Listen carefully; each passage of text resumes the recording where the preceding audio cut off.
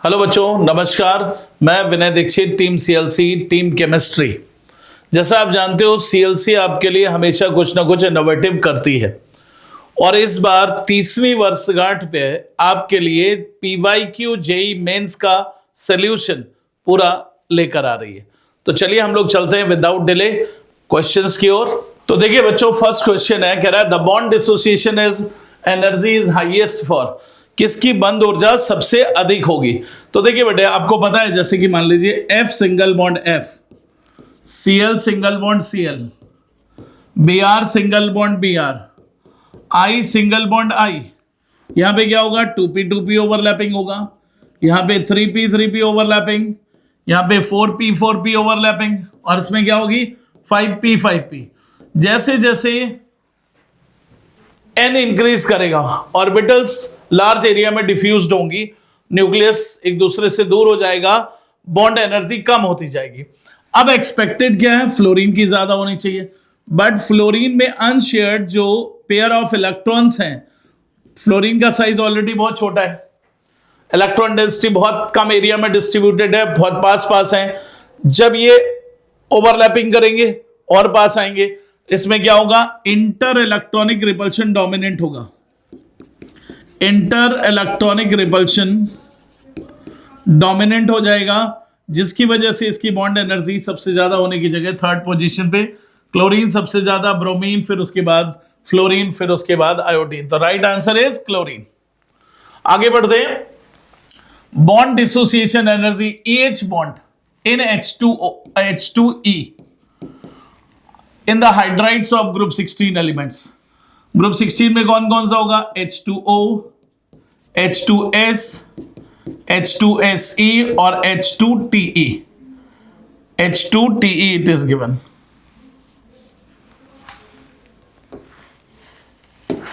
It is given H2TE.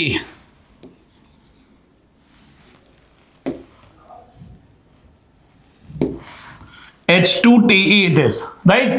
अब देखिए बेटे, H2TE सब ऑक्सीजन, सल्फर, सेलेनियम, टेलेरियम दे रखा है। बॉन्ड डिसोसिएशन एनर्जी की बात कर रहा है, इसमें इलेक्ट्रोनेगेटिविटी डिफरेंस लार्ज है, बॉन्ड एनर्जी सबसे ज्यादा इसमें होगी, यानी H2O, H2S, H2SE और H2TE। जैसे जैसे size of central atom increase करेगा, इलेक्ट्रोनेगेटिविटी डिक्रीज करेगी, बॉन्ड स्ट्रेंथ वीक होती जाएगी। सबसे ज्यादा किसकी होगी, A, फिर B, फिर C और उसके बाद D। The first option is correct, right. आगे देखते हैं, boric acid in solid where BF3 is a gas is solid where BF3 is a gas at room temperature because of. Boric अम्ल ठोस होता है जबकि कमरे के ताप पर BF3 गैस है। सही है, BF3 गैस है, ऐसे BF3 होगा, इसमें बैक बॉन्डिंग होती है, बट फिर भी ये गैसियस स्टेट में रहता है। But O single bond H, O single bond H, O single bond H, it can form hydrogen bond, और हाइड्रोजन बॉन्ड फॉर्मेशन की वजह से इसकी जो फिजिकल स्टेट है वो चेंज हो जाती है।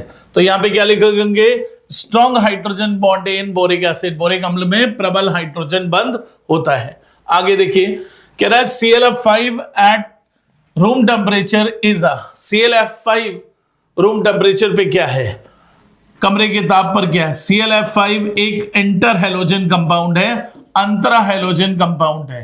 Inter halogen compounds, inter halogen compound means when two halogens of different electronegativity combines to form compound are called inter halogen. जब दो भिन्न भिन्न विद्युत ऋणता वाले हेलोजन आपस में संयोग करते हैं तो जो यौगिक बनता है उसे अंतरा हेलोजन यौगिक कहते हैं। और आपको पता है कि हेलोजन भिन्न भिन्न ऑक्सीकरण, डिफरेंट ऑक्सीडेशन स्टेट शो करते हैं, +1, +3, +5, +7। ये सेकेंड एक्साइटेड स्टेट में है। इसकी फिजिकल स्टेट जो है डिसाइड करता है van der Waals force of attraction. ये गैस होगा और इसका जो हाइब्रिडाइजेशन होगा वो sp3d2 होगा, क्योंकि 7+5 हाइब्रिडाइज्ड ऑर्बिटल्स हम लोग निकालते हैं हाफ इनटू वैलेंस शेल के इलेक्ट्रॉन्स प्लस टर्मिनल मोनोवैलेंट 6 आ गया, sp3d2 हाइब्रिडाइजेशन होगा, 5 बॉन्ड पेयर होंगे और एक लोन पेयर होगा, तो इस केस में स्क्वायर पिरामिडल हो जाएगा। रंगहीन द्रव जिसकी वर्ग पिरामिडी ज्यामिति होती है। अब इसके बाद देखिए, aluminium chloride in acidified aqueous solution forms an ion having geometry.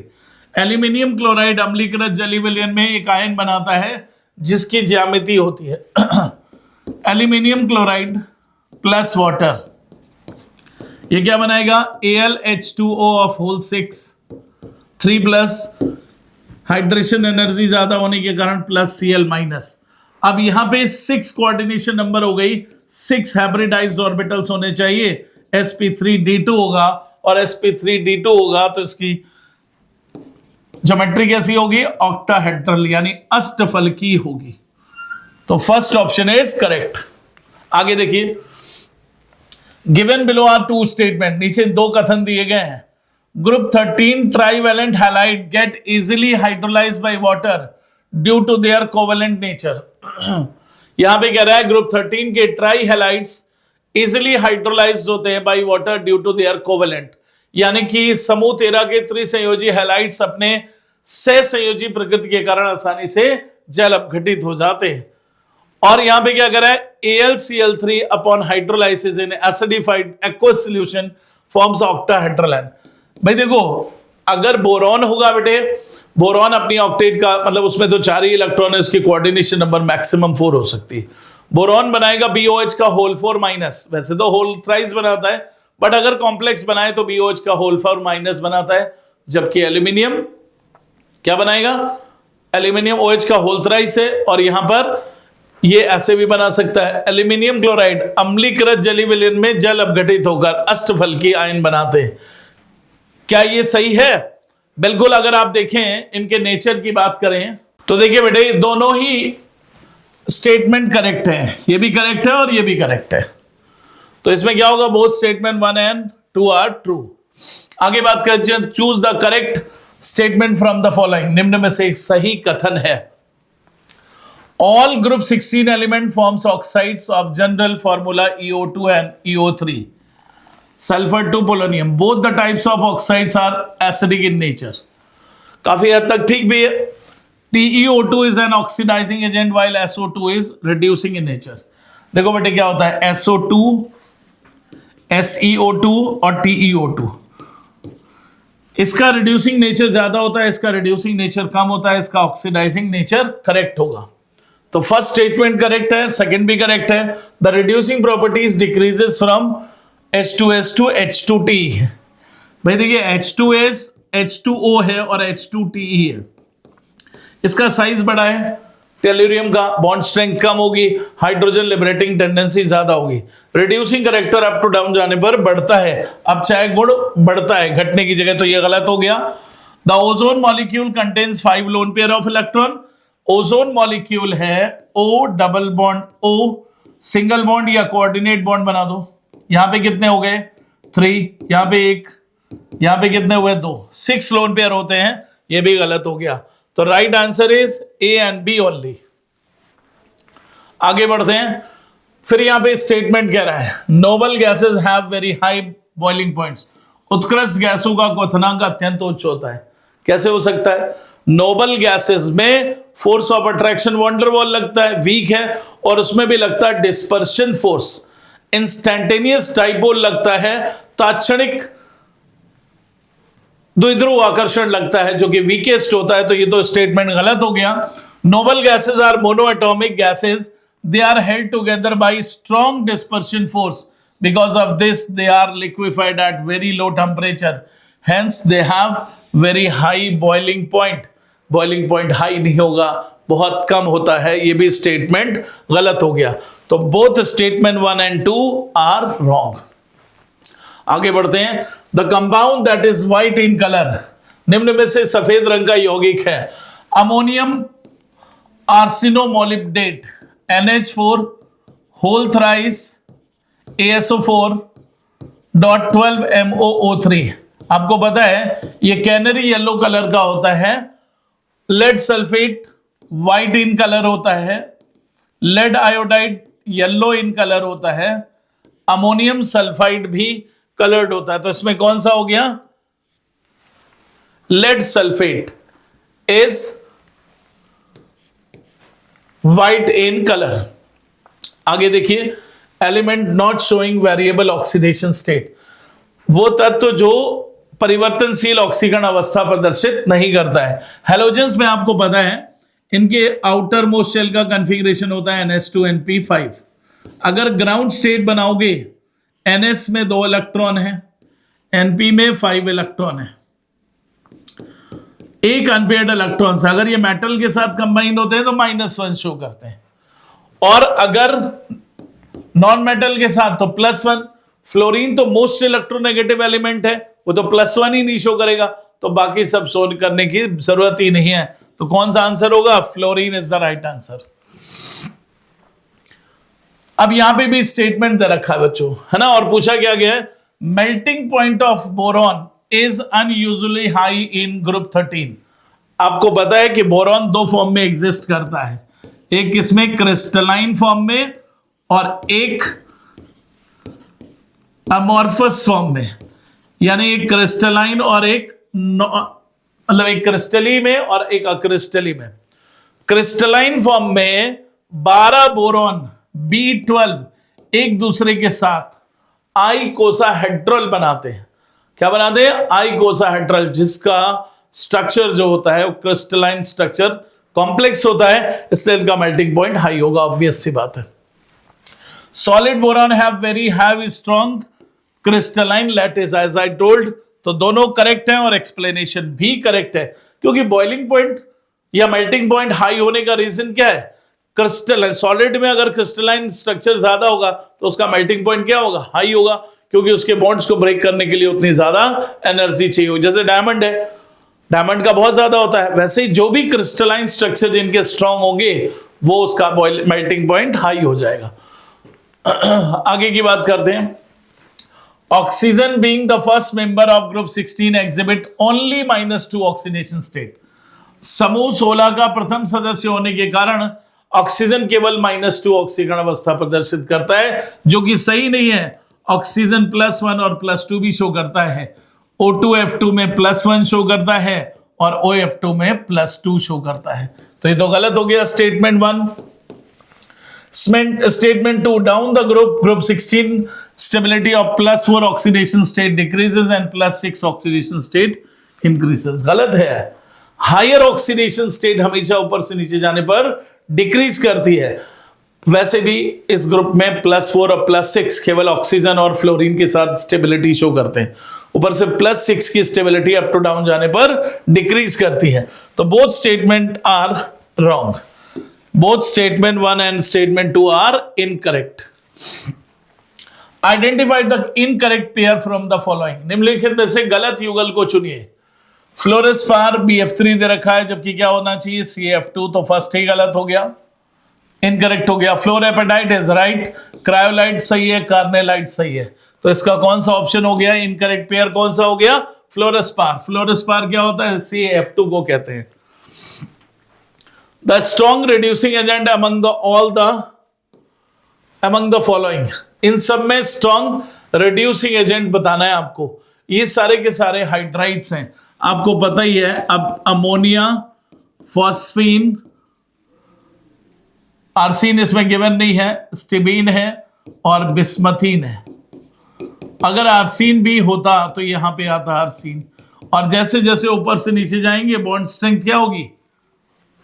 Week होती जाएगी और हाइड्रोजन लिबरेटिंग टेंडेंसी बढ़ेगी।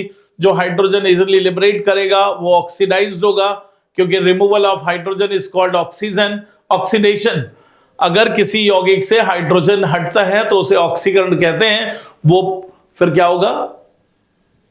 Reducing agent. तो स्ट्रॉन्गेस्ट रिड्यूसिंग एजेंट कौन होगा? BiS3। प्रबलतम अपचायी अभिकारक जो होगा BiS3 होगा।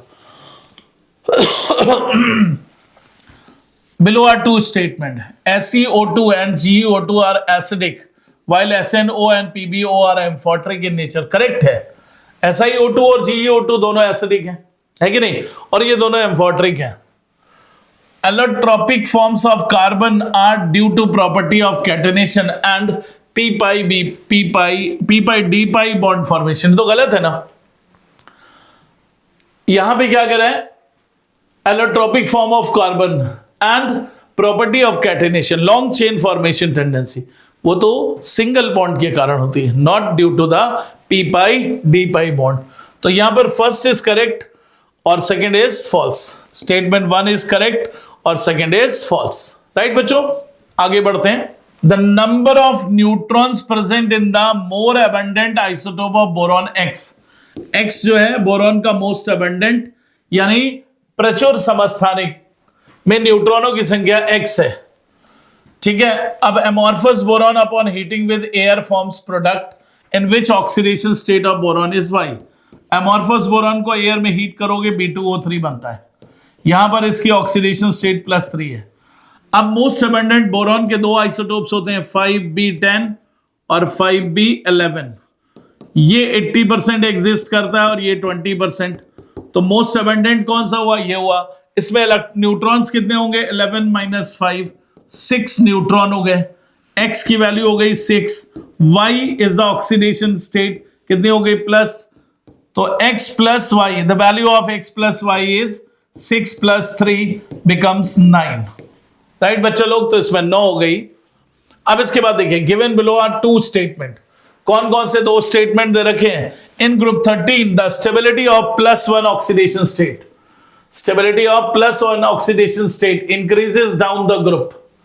सही है, क्योंकि बोरॉन जो ग्रुप 13 के एलिमेंट्स हैं इनका कॉन्फ़िगरेशन क्या होता है, NH2 ग्राउंड स्टेट में ये +1 शो करते हैं, एक्साइटेड स्टेट में +3, और +3 ऊपर से नीचे जाने पर इनर्ट पेयर इफेक्ट के कारण डिक्रीज करता है।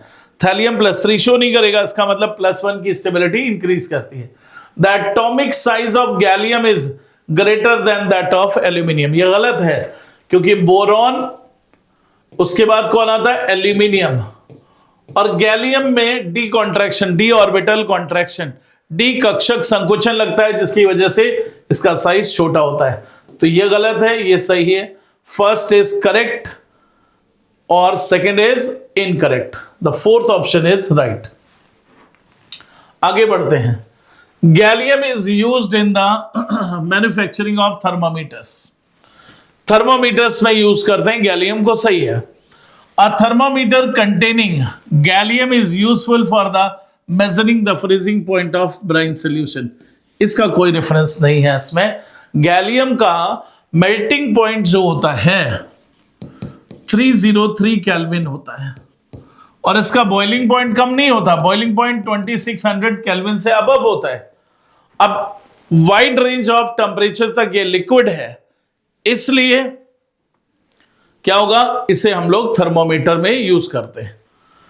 तो first is correct and second is false, fourth option is correct. आगे बढ़ते हैं।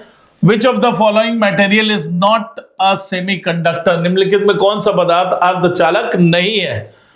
कॉपर ऑक्साइड यूज किया जाता है, सिलिकॉन यूज किया जाता है, जर्मेनियम, ग्रेफाइट नॉन मेटल है, कंडक्टर जरूर है बट नॉन मेटल है, इसको सेमीकंडक्टर की तरह यूज नहीं करते, अर्धचालक की तरह इसको यूज नहीं करेंगे।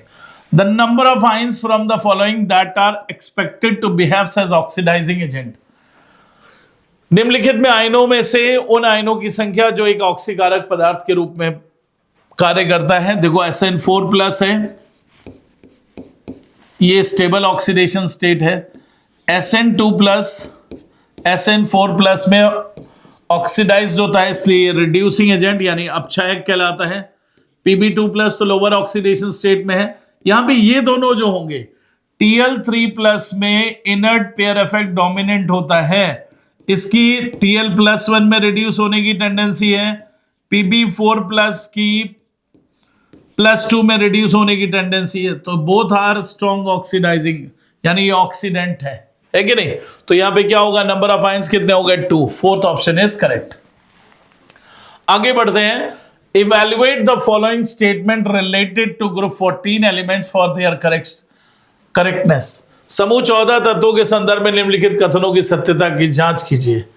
Covalent radius decreases down the group from carbon to lead in regular manner, increase करती है। कार्बन से लेड तक समूह में नीचे जाने पर सहसंयोजी त्रिज्या नियमित क्रम में घटती है, गलत है, बढ़ती है।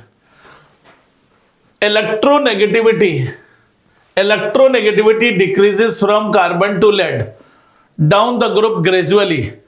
कार्बन, सिलिकॉन, जर्मेनियम, टिन और लेड। कार्बन की होती है 2.5, 1.8, 1.8, 1.8, 1.9। क्या ये सही है? विद्युत दृढ़ता धीरे धीरे घटती है, गलत है ये। Maximum covalency of carbon is 4। Carbon की अधिकतम सहसंयोजकता कितनी है? 4 है, जबकि whereas other element can expand their covalence due to the presence of d orbitals। बिल्कुल सही है, ये करेक्ट होना चाहिए C. Heavier elements do not form P pi bond. जितने भी ऊपर से नीचे जाते हैं इसमें पी पाई का फॉर्मेशन नहीं होता। कार्बन की स्ट्रॉन्ग टेंडेंसी होती है पी पाई फॉर्मेशन की। Carbon can exhibit negative oxidation state. General नहीं है इसकी ऑक्सीडेशन स्टेट। साइज छोटा है, इलेक्ट्रोनेगेटिविटी ज्यादा है, फर्स्ट फोर आयनाइजेशन एनर्जी का सम अधिक है, जिसकी वजह से ये इजिली -4 शो नहीं करता है। कार्बाइड बनाता है C4- बनाता है, C3 4- बनाता है, C2 बनाता है। और कार्बाइड्स 3 टाइप्स के होते हैं, वो different varieties, but in general oxidation state इसकी नहीं होती है -4। So the right option is C and D only, as I told you। अब आगे देखिए, assertion reason, the stability order of +1 oxidation state of gallium, indium and thallium is correct। +1 oxidation state देखेंगे तो up to down जाने पर stability increase करती है, यानी गैलियम, इंडियम और थैलियम के +1 ऑक्सीकरण अवस्था के स्थायित्व का क्रम सही है। The inert pair effect stabilizes the lower oxidation state down the group। समूह में नीचे जाने पर अक्रिय युग्म प्रभाव निम्न ऑक्सीकरण अवस्था के स्थायित्व को प्रदान करता है। That is right। इसी कारण +1 ऑक्सीडेशन स्टेट जो होती है वो ज्यादा स्टेबल होती है कि नहीं? इसलिए इसमें राइट ऑप्शन कौन सा होना चाहिए? तो देखिए बच्चों, यहां पर क्या है, आपको दिया हुआ है स्टेबिलिटी, तो इसका मतलब ये एक्सप्लेनेशन भी करेक्ट है, क्योंकि इनर्ट पेयर इफेक्ट के कारण ही +1 की ऑक्सीडेशन स्टेट। तो ये कौन सा ऑप्शन होगा? 4th। +1 ऑक्सीडेशन स्टेट की स्टेबिलिटी अप टू डाउन जाने पे क्यों इंक्रीज करती है? Due to inert pair effect. आगे बढ़ते हैं। Identify the incorrect statement about the group 15 elements. समूह 15 तत्वों के बारे में असत्य कथन को पहचानिए। Dinitrogen is a diatomic gas which acts like an inert gas at room temperature। Correct। Dinitrogen एक द्विपरमाणु गैस है जो कमरे के ताप पर अक्रिय गैस की भांति व्यवहार करती है, क्योंकि N∣N बंद ऊर्जा बहुत ज्यादा, बॉन्ड एनर्जी बहुत ज्यादा है, जिसकी वजह से ये रूम टेम्परेचर पे इसको इनर्ट लेते हैं। The common oxidation state of these elements are -3, +3, +5, क्योंकि इनके आउटर मोस्ट शेल का कॉन्फ़िगरेशन क्या होता है? NH2NP3। अगर ग्राउंड स्टेट बनाओगे तो ग्राउंड स्टेट में ये अगर मेटल के साथ तो -3, नॉन मेटल के साथ तो +3, और एक्साइटेड स्टेट में ये जाएगा तो क्या होगा? नेक्स्ट वैकेंट ऑर्बिटल में इसका इलेक्ट्रॉन चला जाएगा, तो मैक्सिमम ऑक्सीडेशन स्टेट +5 होगी, जो कि नाइट्रोजन शो नहीं कर सकता। तो ये भी करेक्ट है। Nitrogen has unique ability to form P multiple bond. That is okay, क्योंकि being small in size, more electronegative, it has tendency to form P bond. The stability of +5 oxidation state increases down the group. ये गलत हो गया। Nitrogen shows a maximum covalency 4 show करता है, 6 नहीं हो, क्योंकि नाइट्रोजन 1, 2, 3 और एक कोऑर्डिनेट बॉन्ड बना सकता है, मैक्सिमम 4 हो सकती है।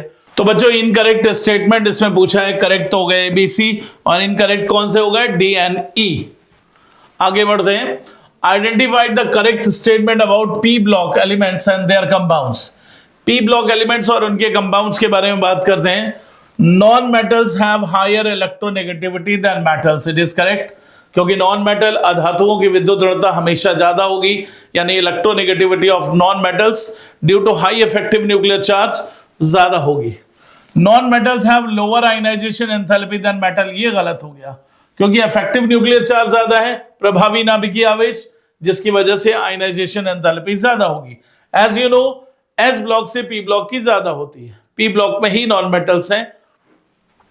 Compounds formed between highly reactive non-metals and highly reactive metals are generally ionic. It is correct.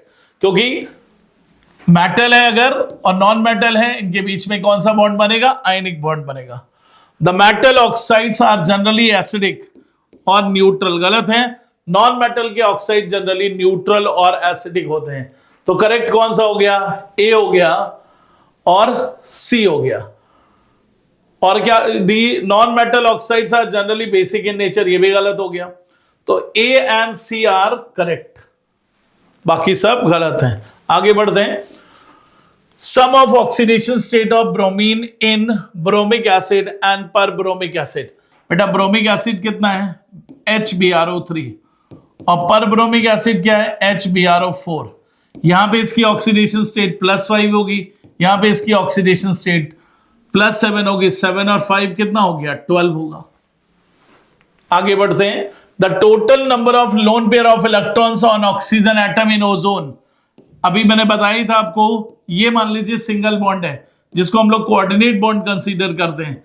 इसके पास 2 लोन पेयर, इसके पास 1 और इसके पास 3, क्योंकि इसका इलेक्ट्रॉन बंद बनाने में भाग नहीं ले रहा बॉन्ड फॉर्मेशन में, ये अपना लोन पेयर दे रहा है, जिसको हम लोग ऐसे भी रिप्रेजेंट कर सकते हैं, ओ सिंगल बॉन्ड हो पॉजिटिव और नेगेटिव चार्ज के साथ। तो 6 लोन पेयर इलेक्ट्रॉन्स होंगे। Sum of pi bonds present in peroxydisulphuric acid and pyrosulphuric acid. Peroxydisulphuric acid, peroxydisulphuric acid is H2S2O8 and pyrosulphuric acid is H2S2O7। अब आपसे कह रहा है total number of sum of pi bonds बोल रहा है। इसमें structure जो होगा O single bond S, O single bond O, S double bond O, OH double bond O, single bond S double bond O, O single bond OH। ये half open book like structure होता है ना इसका, पर oxy linkage होता है। इसमें कितने हो गए? 2 और 2 4 पाई बॉन्ड हो गए। अब पाइरोसल्फ्यूरिक एसिड है बेटे, तो SOS बॉन्ड प्रेजेंट है, SOS single bond OH double bond O double bond O double bond O, इधर भी OH डबल बॉन्ड O। कितने हो गए? 2 इसमें हुए, पाई बॉन्ड्स 2 हुए, सॉरी 4 लिख दिया मैंने, 2 और 2 4 है, ठीक है। इधर भी 4 है, 4 + 4 कितना हो गया? 8। कितना होना चाहिए? 8 होना चाहिए। Sum of pi bonds present in peroxide, 2 यहां पर है पाई बॉन्ड, 2 यहां, 4 इसमें हो गए, 2 इसमें और 2 इसमें, 4 और 4 8 हो गए। आगे बात करते हैं total number of acidic oxides among. Acidic oxide, अम्लीय ऑक्साइड बताने हैं। N2O3 अम्लीय ऑक्साइड है, इसको वाटर में डिसॉल्व करोगे HNO2 बनाएगा। नाइट्रस एसिड बनाता है। NO2 को वाटर में डिसॉल्व करोगे HNO2 प्लस HNO3 बनाता है, इसे मिक्स्ड एनहाइड्राइड बोलते हैं, क्योंकि दोनों टाइप के एसिड बना रहा है, इस वजह से ये डिस्प्रोपोर्शनेट होता है, इसे मिक्स्ड एनहाइड्राइड बोलते हैं। मिक्स्ड एनहाइड्राइड, मिक्स्ड एनहाइड्राइड बोलते हैं इसको, ठीक है बच्चों। तो 1 हो गया, 2 हो गए। N2O न्यूट्रल है, ये नहीं हो सकता। Cl2O7 भी है एसिडिक, क्योंकि वाटर में डिसॉल्व करोगे HClO4 बनाता है, पर क्लोरिक एसिड बनाता है, ये भी एसिडिक हो गया। SO2 भी एसिडिक हो गया, क्योंकि H2SO3 बनाएगा। ये न्यूट्रल हो गया, ये बेसिक हो गया, और NO भी न्यूट्रल है। तो कौन कौन से हो गए? 1 N2O3 एसिडिक, 2 3 और ये के 4, टोटल 4 एसिडिक हो गए। इसका राइट आंसर कितना हो जाएगा? 4। 1 2 3 और SO2 भी है, क्योंकि SO2 को वाटर में डिसॉल्व करोगे क्या बनाएगा, H2SO3 बनाता है, सल्फ्यूरस एसिड। 4 हो गए। नेक्स्ट देखते हैं, the number of species from the following carrying a single lone pair of central atom. Minded, single lone pair निकालना है इसमें, तो सिंगल लोन पेयर जैसे XCF5 प्लस है, XCF5 प्लस sp, कौन सा हाइब्रिडाइजेशन होगा, 8 + 5 - 1 sp3d2। अब 5 टर्मिनल्स हैं, इसमें एक लोन पेयर, 5 बॉन्ड पेयर्स और एक लोन पेयर होगा इसमें। XeO3 ऐसे एक लोन पेयर इसमें भी होगा, ये हो गया और ये हो गया। XeO2F2 sp3d hybridisation with 4 bond pairs and 1 lone pair, इसके पास भी एक हो गया। XCF5- sp3d3 hybridisation, 7 hybridised orbitals, terminal कितने हैं, 2, तो इसके पास 2 लोन पेयर हो जाएंगे और 5 बॉन्ड पेयर्स हो जाएंगे। अब इसके बाद XeO3F2, इसमें एक भी लोन पेयर नहीं होगा क्योंकि इसमें sp3d हाइब्रिडाइजेशन है।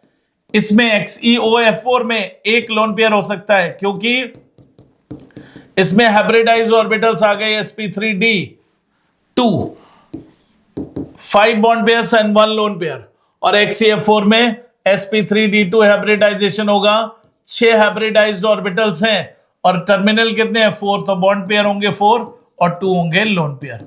तो कौन कौन से हो गए बच्चों, 1 2 3, इसमें नहीं होगा, इसमें होगा, कितने हो गए, 4।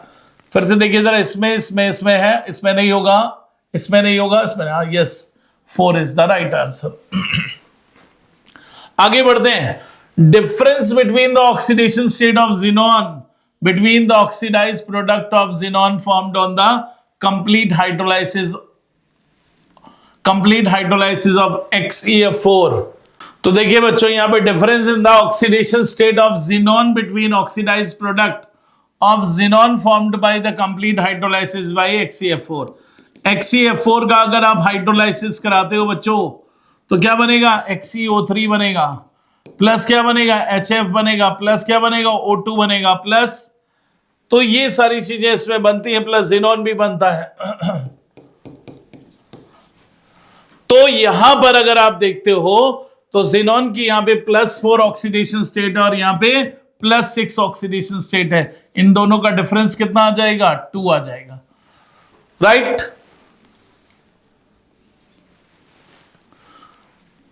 अब देखिए आगे बात करते हैं, the ratio of sigma and pi bonds present in pyrophosphoric acid. Pyrophosphoric acid 2 moles of H3PO4 को हीट करके वाटर निकाल दें तो क्या बनता है, H4P2O7 बनेगा, POP, single bond OH, single bond OH, OH, single bond OH, double bond O, double bond O।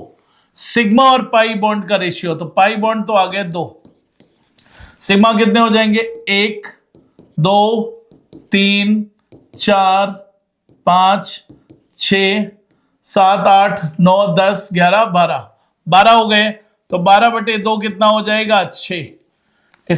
इसका आंसर हो जाएगा 6। अब देखिए बेटे, 1 mole of PbS is oxidized by X mole of O3 to get Y moles of O2X plus Y। देखिए ozone जो होता है हमेशा O2 प्लस नेसेंट ऑक्सीजन में टूटता है क्योंकि ये ऑक्सीडाइजिंग एजेंट है, और PbS plus nascent oxygen form करेगा PbSO4 प्लस PbSO4 फॉर्म करेगा, सॉरी यहां पे 4 लगा दीजिए क्योंकि यहां पर 4 से बैलेंस हो रहा है, अब यहां पे 4 से मल्टीप्लाई करना पड़ेगा, तो अल्टीमेटली आप क्या करोगे, PbS plus 4O3 gives PbSO4 plus 4O2। X mole of ozone, X की वैल्यू कितनी हो गई, 4, and Y moles of O2, Y की value 4, X plus Y is 8, 4 + 4 8। The number of oxygen atom present in chemical formula of fuming sulphuric acid. Fuming sulphuric acid में number of oxygen atoms निकालने हैं आपको। तो बच्चों देखिए, number of oxygen atom present in chemical formula of fuming of sulphuric acid. Fuming sulphuric acid किसको बोलते हैं? H2O7 is called fuming. इसमें नंबर ऑफ ऑक्सीजन एटम कितने हैं? 7। तो बच्चों, thank you so much for watching this video, और CLC आपके साथ हमेशा आपका सपोर्ट करता रहेगा। Thank you so much.